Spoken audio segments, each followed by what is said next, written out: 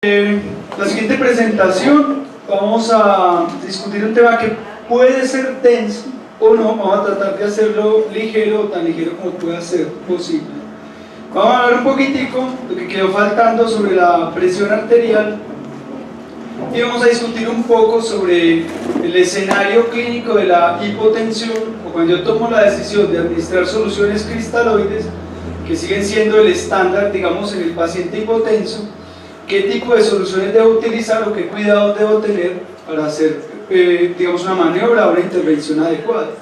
De todos modos, no existe en el mundo de la veterinaria y en el mundo de la medicina en general una intervención que sea más asociada con la administración de la salud que administrar soluciones cristaloides. O sea, todos nosotros sabemos que si llega un paciente para cualquier cosa y usted no le pone fluidos, es poco probable que le crean que hizo algo efectivo, ¿cierto? O sea, está realmente asociado con la salud administrar fluidos endovenosos, la anestesia, la urgencia, un paciente deshidratado, un paciente que vomita. Incluso muchas veces sabemos que no lo necesita, pero para bajarnos de encima al propietario, pues ponemos cualquier cosa que entre por la vena, ¿cierto? Incluso si tiene color, generalmente se asocia pues con un beneficio mayor, ¿cierto? Entonces eso empieza a ponerse amarillo, rojo, verde, cualquier otra cosa, se asocia mucho más con algo efectivo que no, ¿cierto? De hecho, he visto que en las películas, cuando a cualquiera le ponen la eutanasia, eso siempre viene, o lo envenenan por ahí en el hospital, siempre viene con colores radioactivos y cosas así, ¿cierto? O sea, hay un impacto importante en la administración de volumen o de soluciones cristaloides por la vena con la administración de la salud. Entonces vamos a plantearnos un panorama. Tenemos un panorama confuso, ¿cierto? Hay veces cuando vemos presentaciones o cuando escuchamos gente que cambia un poquitico los paradigmas que tenemos, sentimos como que todo el mundo se nos viene encima, ¿cierto? Entonces el objetivo ahorita sería pues como que le demos solución a esa serie de interrogantes sobre qué solución debe utilizar, si hay que medir o no hay que medir presión arterial, pero que el doctor Villalta dijo que la oscilometría no era buena, que mejor palpo, que si pongo una vía arterial, ¿cierto? La idea de esto, o la idea de nosotros generalmente es ofrecer una serie de interrogantes, ¿cierto? De eso se trata este tipo de eventos, y cada uno evalúa en el contexto de su clínica o el lugar donde trabaja cuál sería, digamos, la mejor forma de implementar lo que se le enseña. Entonces, en el contexto, por ejemplo, del paciente en trauma o en el contexto del paciente perioperatorio, nosotros sabemos que siempre se hace un monitoreo, pero que adicionalmente lo que había hecho ahorita siempre está asociada la atención de urgencia, la atención del trauma con la administración de fluidos. Muchas veces ni siquiera sabemos por qué, pero sabemos que hay que administrar algo por la vía, ¿cierto? Entonces, primero, ¿qué sería lo primero que deberíamos responder? ¿Por qué diablos tengo yo que administrar soluciones cristaloides? ¿Cuál es el objetivo de eso? Después, ¿qué solución debo utilizar? ¿Qué cantidad? ¿Cuáles van a ser los efectos adversos o deleterios de esa intervención? ¿Y cómo puedo cuantificar los beneficios y los excesos de la administración de fluidos? Entonces, ¿por qué debemos administrar fluidos? Muchas veces en el contexto, por ejemplo, de una evaluación preanestésica o de una cirugía, porque el paciente tiene 12 horas de ayuno, 8 horas de ayuno, 24 horas de ayuno. Si el paciente no ha comido, de alguna manera yo tengo que reponer lo que ha perdido. Esa es muy fácil. O si el paciente ha perdido, yo puedo cuantificar lo que pierde. Si yo sé cuánta sangre perdió, cuánto orinó, cuánto perdió por un vómito, pues también tendría sentido que debo reponerle eso en un volumen igual o hay veces mayor. Y si el paciente tiene trauma, también.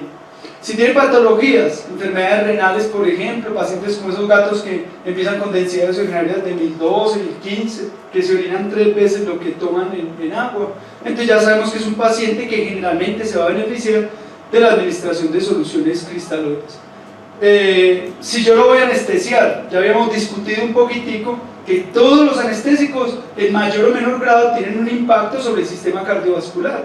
Y entonces, si yo voy a inducir una vasodilatación, ¿cuál sería el sentido? Si yo induzco una vasodilatación, se acuerdan el ejemplo de ahorita, si yo disminuyo la resistencia, cae la presión arterial, ¿qué es lo más sensato? ¿Qué debería hacer yo con un paciente que le administro, por ejemplo, acipromicina y le pongo halogenados?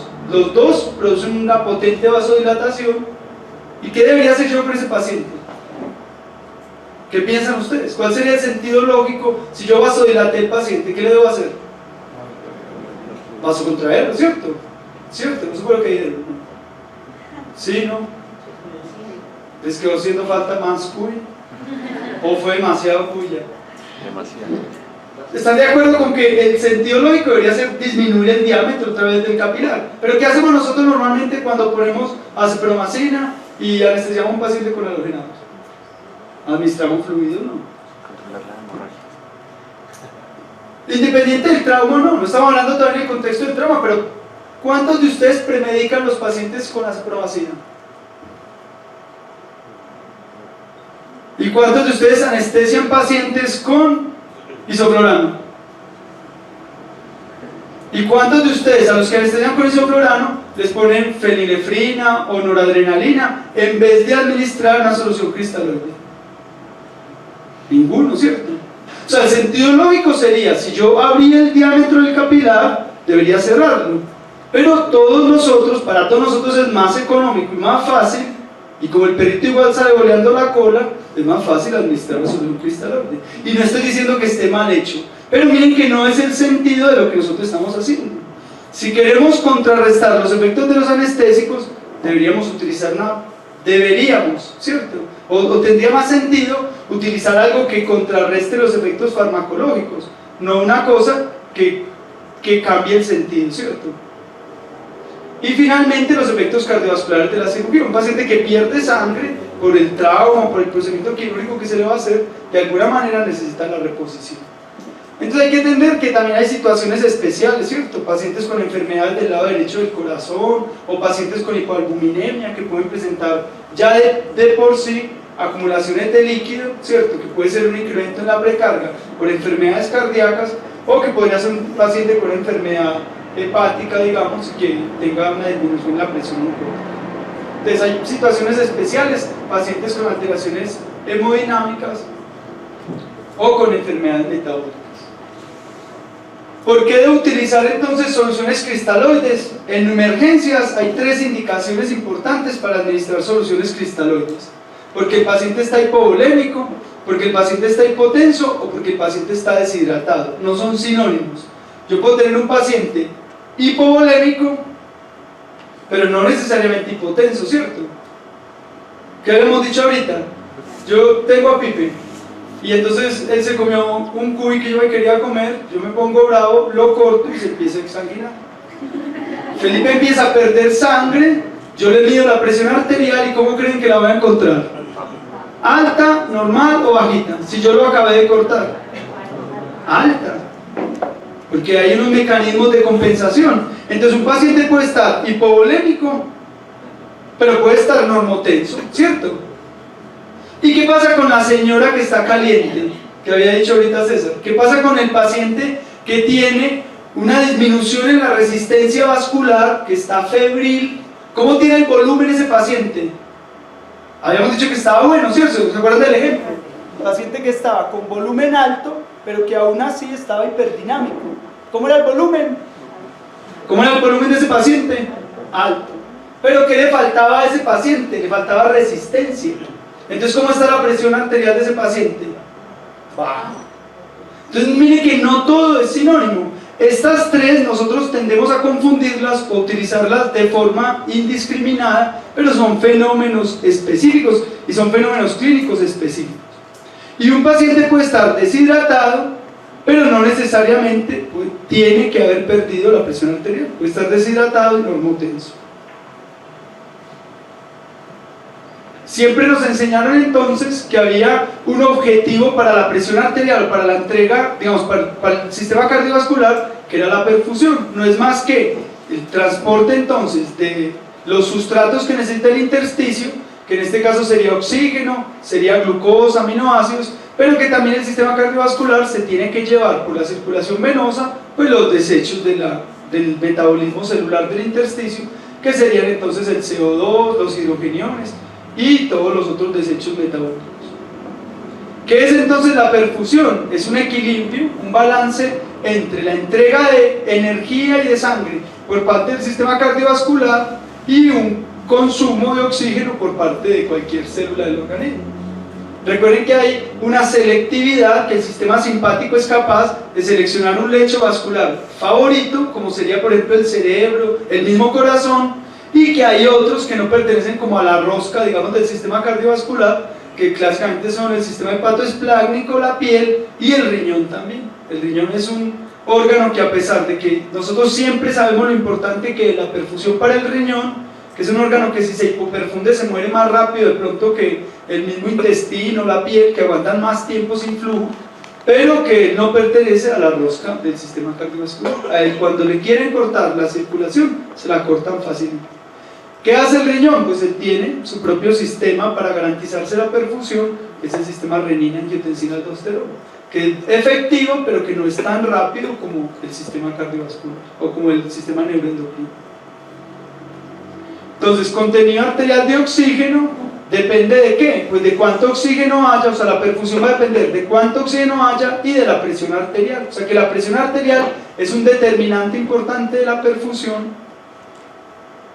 Este quedó muy clarita, aquí es presión arterial, ¿cierto? Entonces la presión arterial va a depender del gasto cardíaco. El gasto cardíaco a su vez depende de la frecuencia cardíaca, del inotropismo, o sea, de la fuerza con la que se contrae el corazón, y de la precarga, que finalmente es el volumen que le llega al corazón, y que es la fuerza, digamos, que determina, o el otro determinante importante de la presión arterial, la resistencia. Entonces, de aquí hacia atrás son los determinantes del volumen, y de aquí hacia adelante son los determinantes de la resistencia. Para que nosotros tengamos presión arterial necesitamos entonces dos componentes: un volumen que salga del corazón y un diámetro de las arteriolas. Si las arteriolas están muy grandes, ¿cómo va a ser la presión arterial? Baja, porque cae la resistencia. Y si el volumen que sale del corazón es bajo, ¿cómo va a ser la presión arterial? Baja. Muy bien, entonces esta gráfica ya la sabemos pues bastante, lo hemos visto mucho. La presión arterial media va a depender del gasto cardíaco y de la resistencia vascular. Y el gasto cardíaco a su vez está muy influenciado por el inotropismo, o sea, por la fuerza de contracción, por la frecuencia con la que se contrae, pero hay un punto en el que nosotros podemos influir mucho, que es en el retorno venoso o en la precarga. Existen muchas alternativas para cuantificar la presión arterial. Cada uno de nosotros en su clínica podrá determinar cuál es la que mejor se le ajusta, ¿cierto? O sea, empezamos a adicionarle una serie de problemas al asunto, ¿cierto? Tenemos que empezar a pensar en presión arterial. Siempre que vamos a administrar fluidos, hay que saber cómo está la presión arterial de mi paciente. ¿Cuáles serían los estudios o los valores normales? Ya ahorita lo habíamos discutido. Entonces, en perros se considera que la sistólica normal puede ser de 90 a 140, diastólica de 50 a 80 y presión arterial media de 60 a 100 milímetros por mercurio. Un paciente que está por debajo de 60 de media se considera hipotenso, y un paciente por encima de 100 de media se consideraría entonces hipertenso. ¿Cuál es el problema? Que no existe un estándar en medicina veterinaria. Existe una serie de estudios, pero todavía nadie tiene la última palabra, ¿cierto? De hecho, podríamos hacer estudios en pasto, con la altura de pasto, con los perros que hay acá, pero sirve más o menos como para tener una regla, ¿cierto? ¿Cómo lo podemos medir? Entonces existen técnicas directas y técnicas indirectas, ¿cierto? Las técnicas directas entonces sería poner un catéter directamente sobre la presión arterial o conectar la arteria a un esfingomanómetro. Y las indirectas entonces está el Doppler vascular, la oscilometría y la técnica palpatoria. ¿Cuál es la ventaja de la técnica directa? Pues que es el gold estándar. Si usted quiere saber cuál es la presión arterial exacta de un paciente, ponga un catéter en la arteria, conéctelo a un monitor, y el monitor, por medio de un manómetro especial, es capaz de determinar cuál es la presión arterial del paciente. Requiere, eso sí, una disección o la palpación de una arteria, que puede ser la arteria femoral o la arteria metatarsiana, que es la que usamos con mayor frecuencia, pero es un procedimiento que puede ser doloroso. Ahorita vamos a ver dentro de las desventajas. Y lo puedo conectar entonces a un transductor de presión arterial, o lo puedo conectar directamente a un esfingomanómetro, que en el taller pues vamos a profundizar un poco más sobre esto. Entonces se requiere un catéter arterial lo más largo posible, el transductor lo más cercano al paciente, y el sistema de medida debe estar libre de aire, coágulos o sangre. Es un procedimiento doloroso, es un procedimiento cruento, quiere decir que el animal va a sangrar durante el procedimiento. Entonces hay que considerarlo en pacientes que ya tengan una coagulopatía de base o que ya estén hipovolémicos.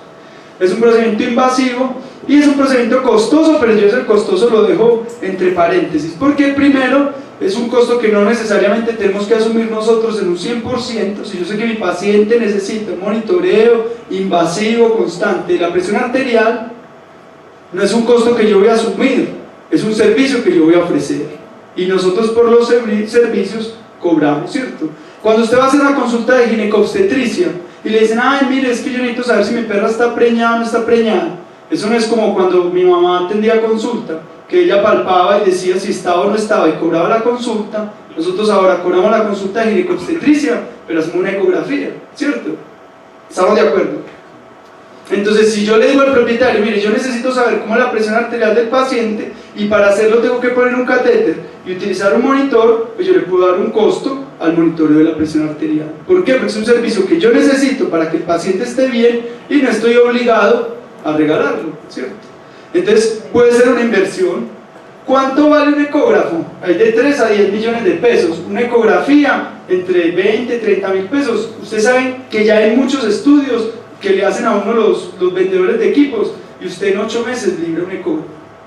Un equipo de presión arterial invasiva vale 6, 7 millones de pesos, y si usted cobra cada monitoreo de la presión arterial en cirugía, por ejemplo, a 15, 20 mil pesos, usted rapidito en 8 meses libra el equipo. Entonces no lo vean como una carga o no lo vean como un costo que ustedes tienen que asumir. Esto puede ser una estrategia de mercado también.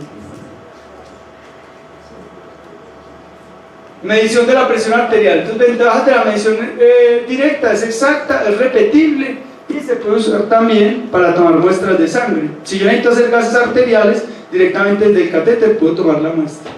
Desventajas: pues tiene una curva de aprendizaje grande, puede ser más costoso, requiere un equipamiento y es doloroso. El animal tiene que estar sedado o anestesiado para poderlo hacer. Adicionalmente, como tenemos una invasión, el paciente, pues si se le sale el catéter, puede sangrarse por ahí, se puede infectar, o en gatos sobre todo pueden producirse trombos que después pueden tener consecuencias para el animal. Los catéteres arteriales, entonces, los vamos a poner en la arteria pedal dorsal, puede ser femoral, coxígea, radial. Se puede utilizar catéteres venosos centrales pequeños y se debe lavar cada 2 a 4 horas, y por ahí obviamente nos van a poner medicamentos. Y los métodos indirectos, entonces, como los oscilométricos, entonces tienen una ventaja de que no son invasivos, lo que hacen es ocluir temporalmente el flujo, y pues son los que están más ampliamente distribuidos en toda la medicina veterinaria, incluso en el monitoreo de medicina humana. ¿Cuáles son las ventajas? Es más económico, no consume nada de tiempo, usted solamente prende el monitor, y usted sabe que la mayoría de monitores hasta usted le puede decir cada cuánto hace el ciclo, si lo hace cada 5 minutos, cada media hora, cada 4 horas. No requiere tanta experiencia, pero es inexacta en pacientes muy pequeños, en pacientes obesos o los pacientes hipotensos, que es donde usted más necesitaría cuantificar la presión arterial, pues el equipo ahí no va a funcionar.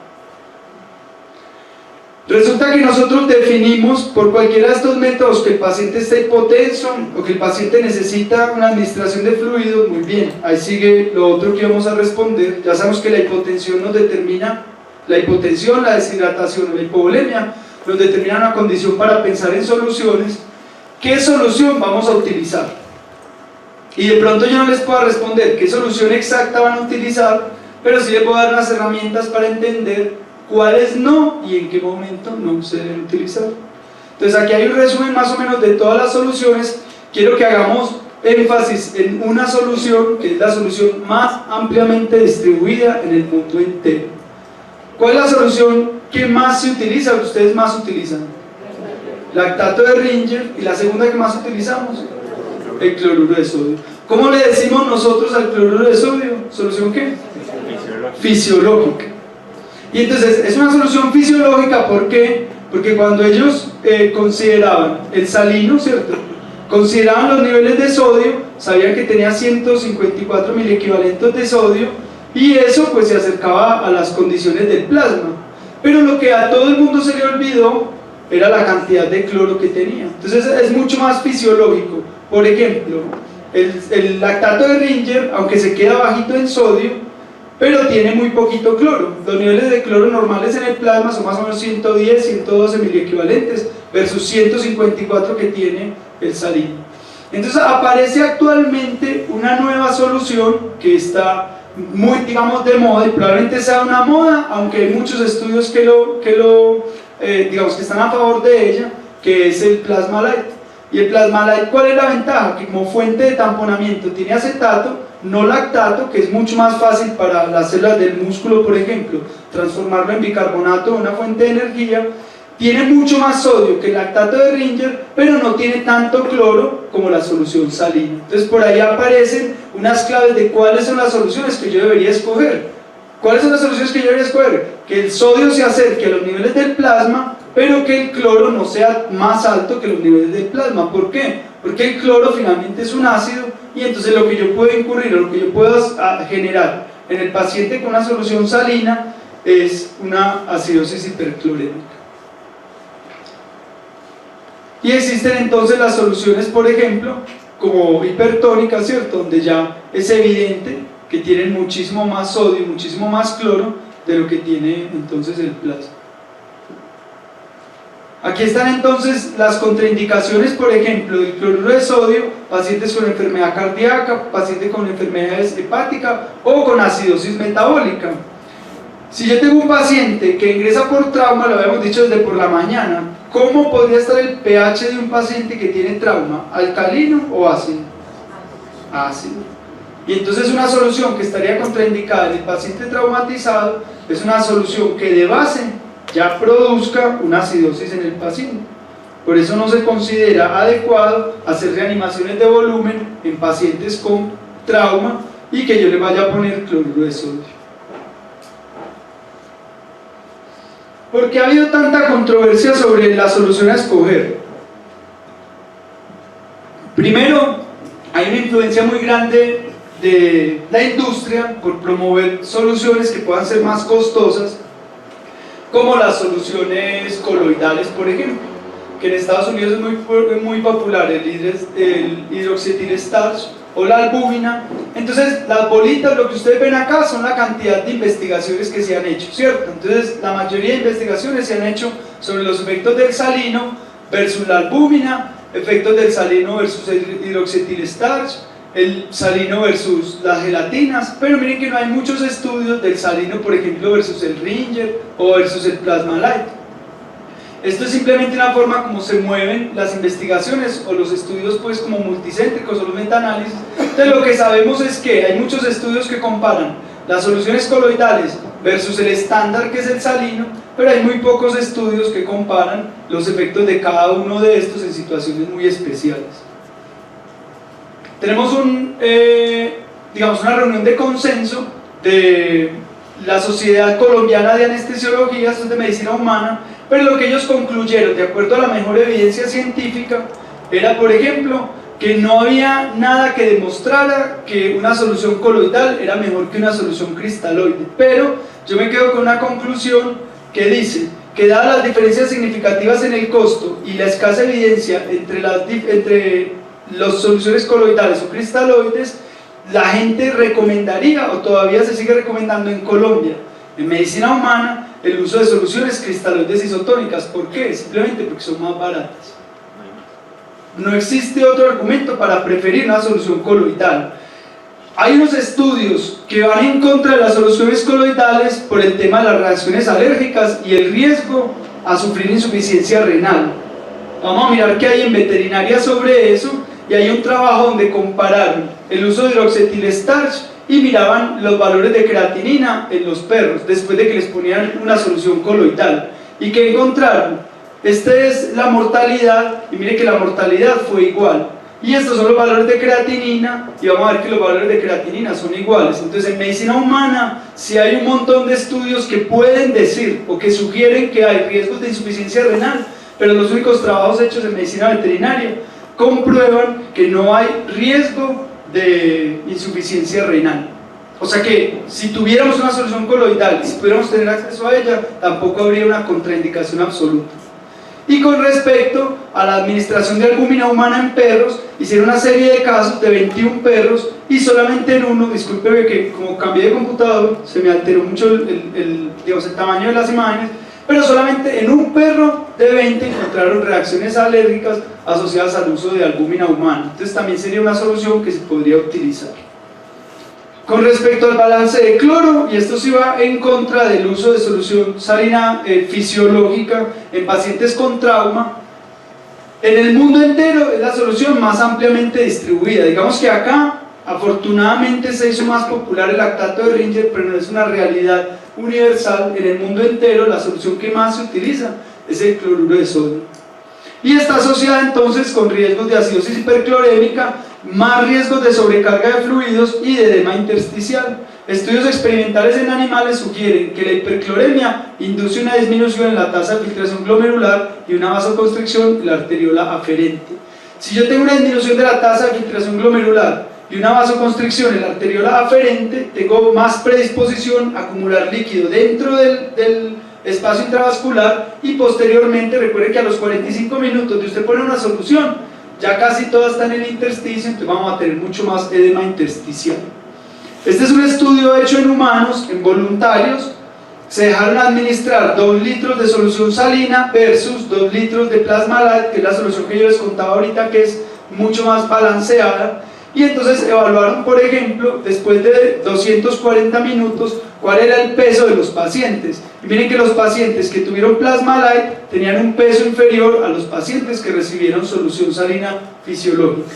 ¿Qué quiere decir? Ellos no comieron, ellos estaban en ayunas y todos entraron pesados al principio y los pesaban después. Otra cosa que se me olvidó decirles es que los mismos pacientes eran su propio control. Es decir, Felipe entraba hoy al estudio, le ponían aleatoriamente plasma light y venía 2 semanas después y le ponían aleatoriamente solución salina hipertónica.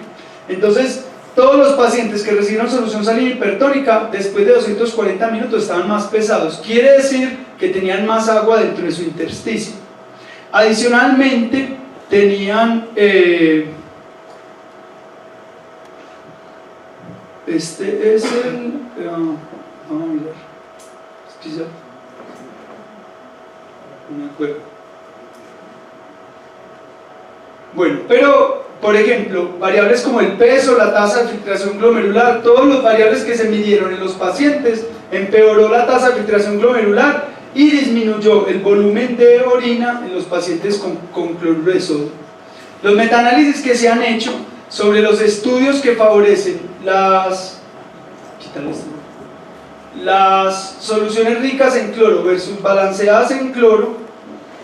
Entonces miren, todos estos son los trabajos que sugieren, o todo lo que hay de la línea media hacia la derecha sugiere que los pacientes empeoran si hay más cloro, y hay menos trabajos que sugieren que los pacientes se benefician de más cloro, y acá pasa lo mismo. Entonces mientras más cloro tenga la solución, o cuando se utilizan soluciones ricas en cloro, existen más riesgos, por ejemplo, de insuficiencia renal aguda, más requerimientos de ventilación mecánica y de hemoderivados. Acá está el riesgo, por ejemplo, de la serie de estudios que favorecen el bajo cloro versus alto cloro.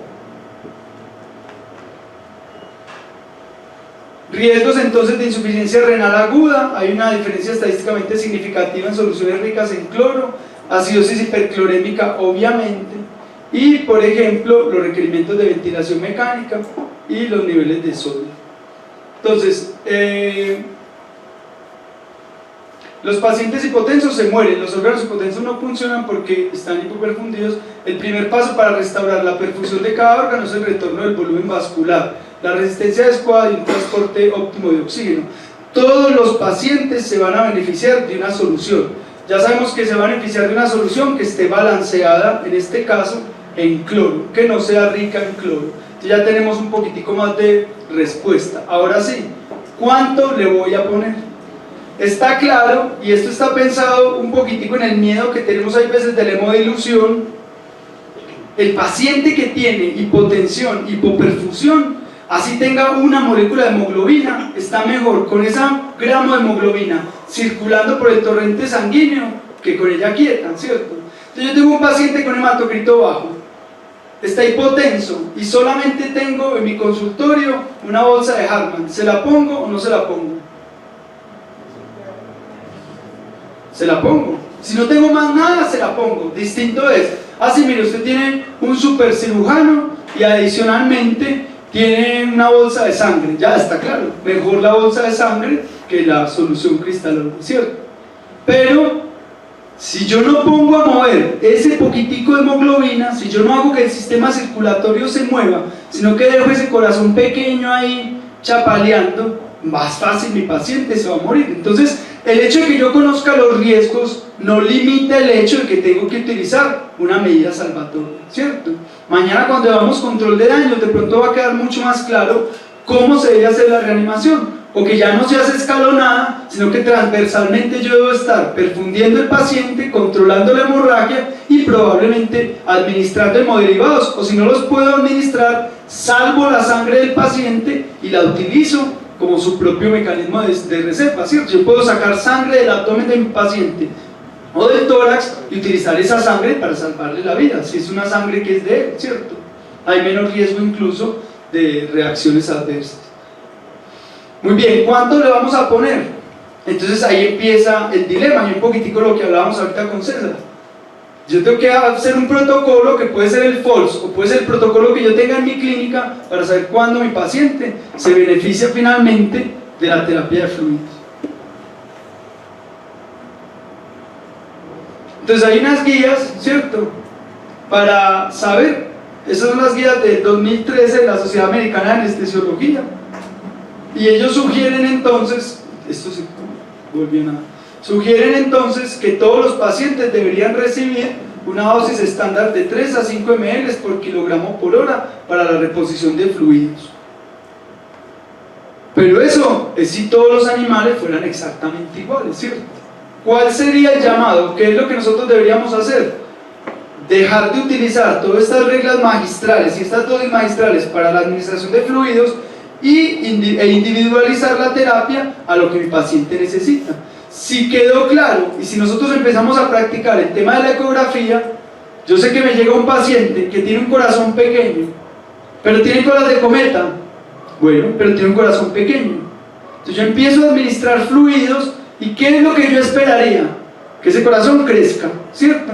¿Hasta qué punto? Hasta el punto en que no se incrementan demasiado la cantidad de colas de cometa. Ese sería un punto balanceado. Aumento el diámetro de la cava, disminuyo la colapsabilidad, mejoro el volumen del ventrículo y estoy monitoreando que no se me incrementen en exceso la cantidad de colas de cometa. Y como tengo monitoreo de la presión arterial, ¿qué es lo que yo busco? Que la presión arterial suba. Si el paciente tenía una hemorragia, no quiero que suba demasiado, quiero que suba para que no se muera, lo meto a cirugía, paro la hemorragia y ahí sí me preocupo por restaurar la presión arterial. ¿Listo? Y si el paciente está deshidratado, tiene parvo o tiene otra causa de gastroenteritis, entonces probablemente me quede más fácil porque ahí sí lo va a tener una presión arterial estándar, yo sé que lo va a tener compensado y va a estar monitoreando el exceso de volumen a través de la ecografía de pulmón. Entonces, conocemos los efectos de mucha agua, ¿cierto? Y sabemos también los efectos de no tener agua. ¿Cuáles son entonces las consecuencias de la terapia de fluidos? ¿Qué puede pasar mal? ¿O por qué empiezan a incrementarse las colas de cometa? Recuerda que en fisiología nos explicaban entonces que había como 3 leyes que determinaban la presencia de los líquidos dentro del espacio intravascular o la dinámica de los líquidos dentro del espacio intravascular. Uno que era la presión hidrostática, que siempre tendía a sacar el líquido hacia afuera, hacia el intersticio, y había otra que la presión oncótica, que jalaba los líquidos desde el intersticio hacia el espacio intravascular, que de igual forma el intersticio tenía una presión hidrostática, pero una cosa casi despreciable, y que tenía también una presión oncótica que de pronto sí era, digamos, importante. Entonces la tendencia de los líquidos, de todos modos, las moléculas de cualquier solución cristaloide, es migrar hacia el intersticio. ¿Por qué nosotros no vivimos hinchados? ¿Por qué nuestros pacientes no viven hinchados a pesar de que la tendencia es de ir desde el intravascular hacia el intersticio? Porque finalmente está el drenaje linfático, que es muy eficiente y coge este exceso de líquido y lo retorna al espacio intravascular. Pero a estas 3 variables o 4 que nos enseñaron en fisiología, que son la ecuación de Starling, nosotros le tenemos que agregar una nueva variable que es un hallazgo, digamos, reciente, que es el glicocálix endotelial. ¿Qué es el glicocálix endotelial? Son unas proteínas, unas glicoproteínas que le ofrecen ciertas propiedades al endotelio vascular. Primero, selectividad. ¿Qué nos dijeron a nosotros sobre la albúmina o sobre las proteínas grandes? ¿Que migraban o no migraban al intersticio? Que no migraban, ¿cierto? Toda la vida nosotros nos enseñaron que la albúmina no era capaz de atravesar las paredes del endotelio. Y resulta que ahora nosotros sabemos que el glicocálix tiene unos poros tan grandes por donde incluso la albúmina puede pasar. O que el endotelio tiene unos poros muy grandes, pero el glicocálix, como tiene unas cargas en la membrana, hay veces es capaz de repeler proteínas grandes. No es el tamaño del endotelio, o no es el tamaño de las células endoteliales, sino la carga eléctrica del glicocálix la que repele las proteínas. Entonces, ¿qué pasa en un paciente que pierde ese glicocálix endotelial? Quedan expuestos esos poros y no importa si yo le pongo una solución cristaloide o le pongo albúmina, si no tiene glicocálix, cualquier cosa que yo le administre al paciente va a ser capaz de migrar al intersticio. Por eso escoger entre una solución u otra es irrelevante. ¿Qué es lo que cambia la capacidad que tenga este líquido de salirse? No va a ser el líquido que yo ponga, sino el tamaño de estos poros. Cuando yo tengo vasodilatación, supongamos que un capilar está hecho no más por 3 células endoteliales, y entre esas células endoteliales hay unos poros. Si el capilar está pequeño, esos poros van a ser chiquiticos. Pero ¿qué pasa si yo administro una sustancia o endógenamente mi paciente libera una sustancia como el óxido nítrico y se vasodilata? ¿Cómo van a estar esos poros? ¿Grandes o pequeños? Grandes, ¿cierto? Entonces, lo que es determinante en un paciente de politrauma que tiene una respuesta inflamatoria sistémica o en el paciente séptico no es la solución que yo vaya a utilizar. Después de que se lava el glicocálix endotelial, producto de la respuesta inflamatoria, lo que va a determinar si se filtra o no se filtra el líquido, independiente de la solución, es el tamaño del poro.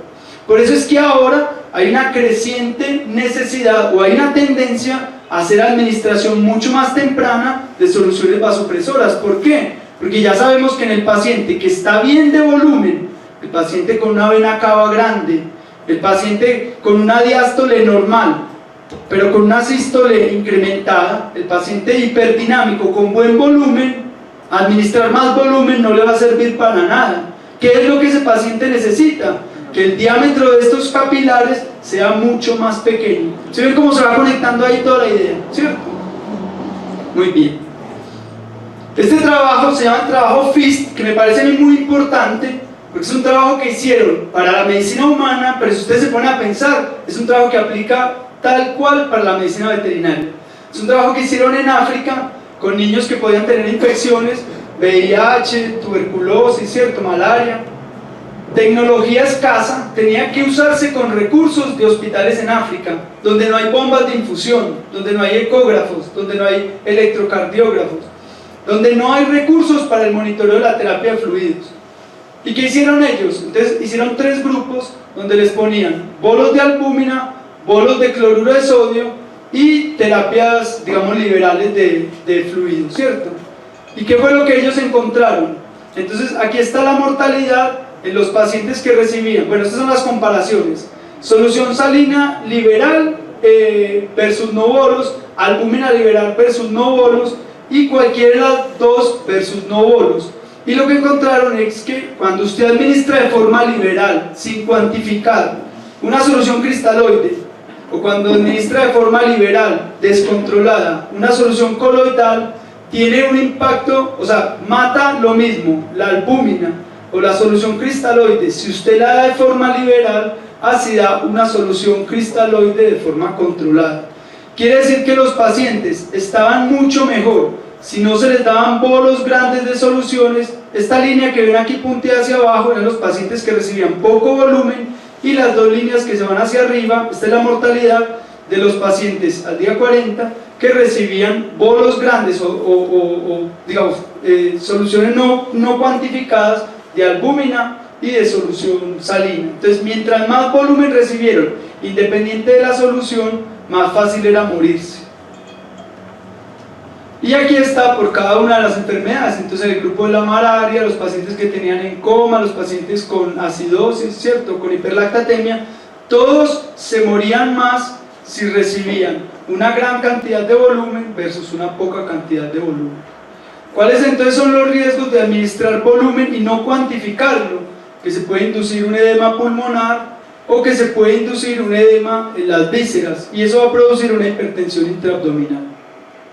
Adicionalmente, los pacientes hipoperfundidos, si tienen un edema, las células intersticiales se van a separar más del capilar, entonces es paradójico, pero el paciente hipoperfundido, si le pongo mucho más volumen, se va a hipoperfundir más, se va a alterar la cicatrización, pueden haber úlceras de decúbito, hilo intestinal, incrementa el tiempo de ventilación mecánica y la mortalidad.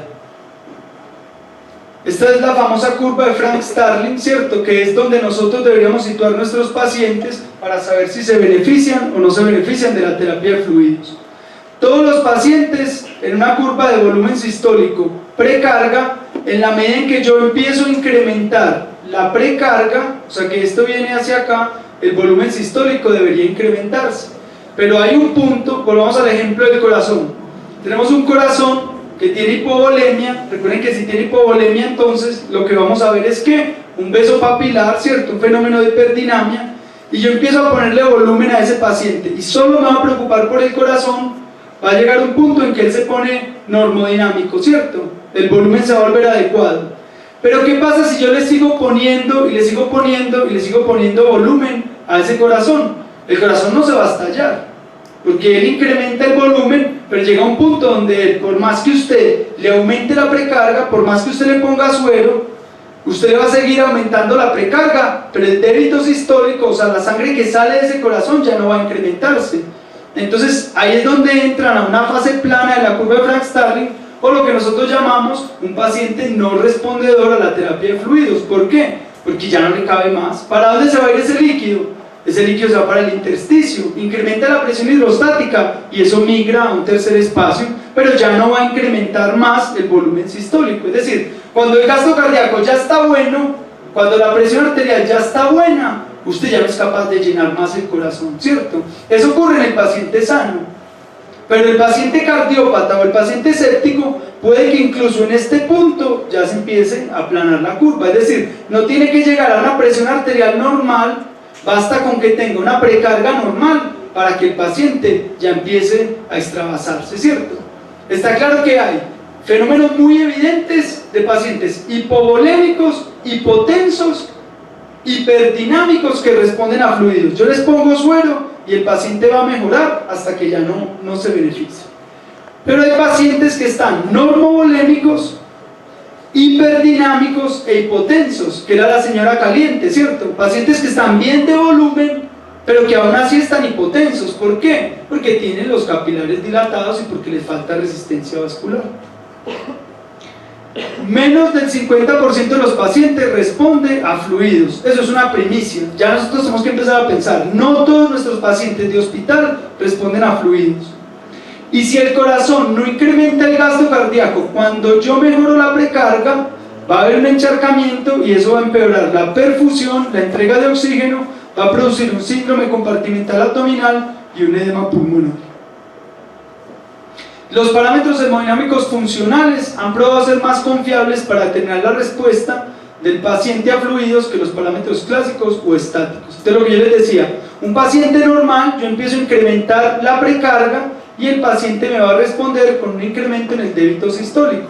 Pero un paciente enfermo, con un corazón insuficiente o un paciente séptico, yo empiezo a ponerle volumen y él no necesariamente va a mejorar el gasto cardíaco.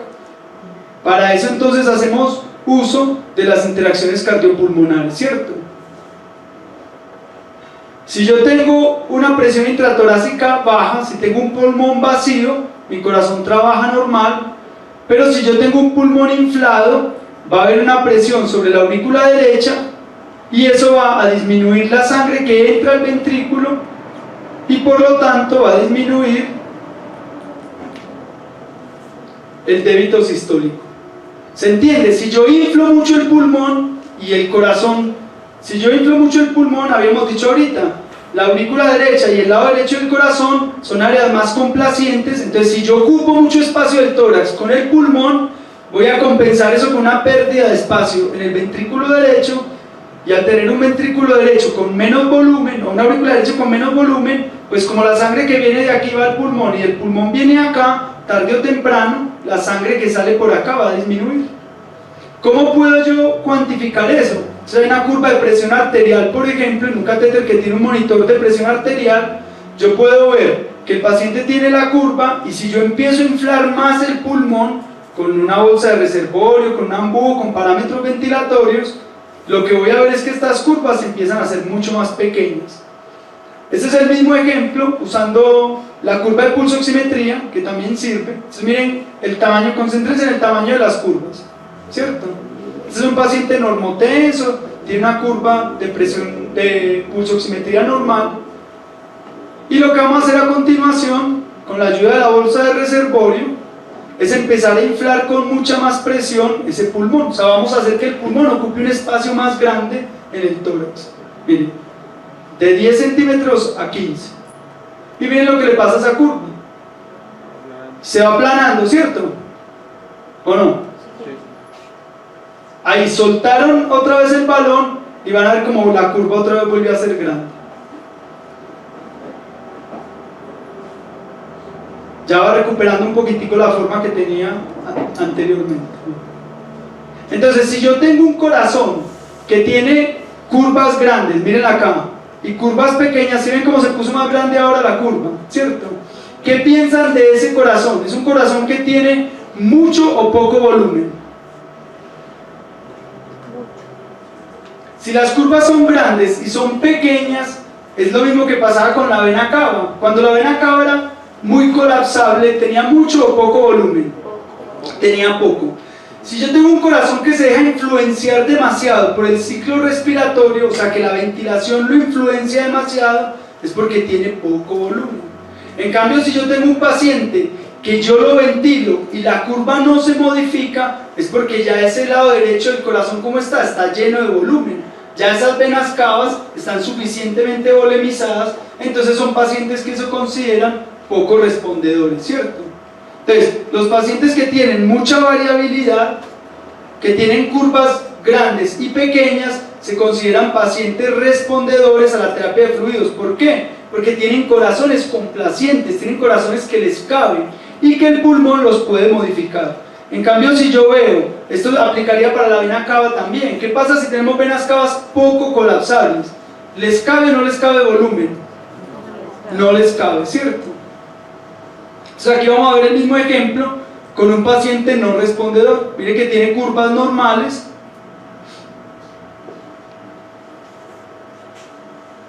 Vamos a hacer la misma maniobra, ¿cierto? 10 a 20, 10 a 20, 10 a 20. Y miren cómo las curvas permanecen del mismo tamaño siempre. Entonces en el caso 1, el paciente está hipotenso. ¿Qué puedo hacer? Administro soluciones cristaloides. Pero en este caso, este es un paciente que si él desarrolla una hipotensión, probablemente si yo le pongo volumen, el riesgo de edema pulmonar va a ser muy grande. ¿Por qué? Porque él ya tiene muy saturado el sistema venoso. Y bueno, la vena cava, que ya César nos lo había explicado ahorita, ¿cierto? Cómo cambia la vena cava dependiendo del ciclo inspiratorio y expiratorio, y cómo en el paciente normovolémico no hay modificaciones del diámetro de la vena cava, y en el paciente hipovolémico sí surge entonces una modificación. Hay forma de hacer una cuantificación numérica, la verdad a mí no me parece tan importante. Es muy importante en el tema, digamos, de la urgencia, usted puede hacer una evaluación, así sea subjetiva, de cómo se va modificando la vena cava. Pero si quieren la fórmula, entonces es diámetro máximo menos el diámetro mínimo dividido por el diámetro máximo. Y entonces aquí está, tiene Doppler simplemente para que se vea cómo se ve entonces una vena cava colapsable, ¿cierto? Se ven que aquí se ve grande, pequeña, grande, pequeña, grande, pequeña. ¿Este paciente le daríamos volumen? Sí. Y miren, ahí está, ya lo habíamos visto ahorita, ¿cierto? Es un paciente que tiene una vena cava que se puede colapsar. Miren, ahí está. Y en cambio este es un paciente que tiene una vena cava que no se modifica con el ciclo respiratorio, O sea que es un paciente que es menos probable que se vaya a beneficiar de la terapia de fluidos. Así como se puede hacer entonces una evaluación del ventrículo izquierdo, lo que nosotros podríamos hacer, ese es un trabajo que se hizo también en animales, evaluamos entonces cómo está el volumen de este paciente, adecuado, inadecuado, cómo está la contractibilidad, buena, mala, hiperdinámico, normodinámico, ¿qué piensan? ¿Hay peso papilar? No, ¿cierto? Entonces podríamos considerarlo como un paciente con un volumen adecuado.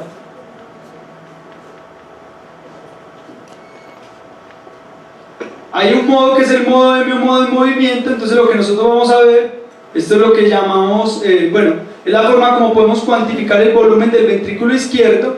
Este rectangulito, este segmento amplio es una diástole, este pequeño es una sístole, este es una diástole, este es una sístole, este es una diástole. Entonces podemos medir la distancia en diástole y la distancia en sístole. Si nosotros evaluamos la distancia en diástole, administramos una carga de volumen y vemos que la distancia en diástole se incrementa, para no meternos con gasto. O sea, ¿yo qué podría hacer? Mido. Y entonces el ecógrafo me dice, así, mire, la distancia en diástole de este paciente es 1 centímetro. Es 1 centímetro, yo le administro una carga de volumen al paciente, 30 ml por kilogramo de peso, y vuelvo a medir.